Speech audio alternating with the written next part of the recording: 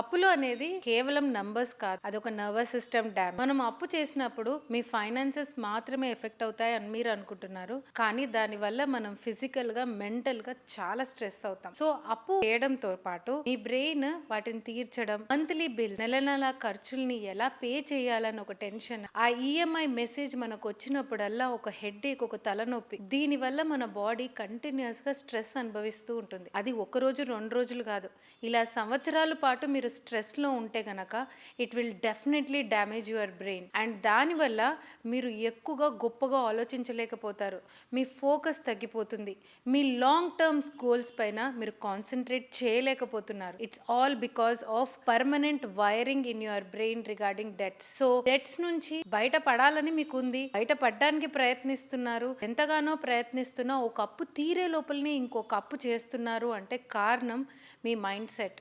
మార్చుకోవాల్సింది మన subconscious patterns. So ఎప్పుడైతే మీరు ఈ ప్యాటర్న్స్ని మార్చుకుంటారో ఎమోషనల్గా మీరు స్ట్రాంగ్ అవుతారు, మీరు ప్రోక్రాస్టినేషన్ తగ్గిస్తారు, అలసట ఉండదు, అండ్ డెసిషన్ని క్లియర్గా డెసిషన్స్ తీసుకుంటారు. And definitely you can manifest debt free life. So ఈ అప్పుల బాధల నుంచి బయటపడాలనుకుంటున్నారు, ఒక స్ట్రాంగ్ మైండ్ సెట్ని డెవలప్ చేసుకుంటున్నారంటే మాత్రం మా 3 days scientific manifestation work shop అస్సలు మిస్ చేసుకోకండి.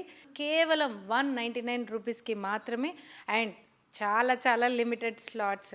సో ఎంత త్వరగా రిజిస్టర్ చేసుకుంటే అంత మంచి. See you all in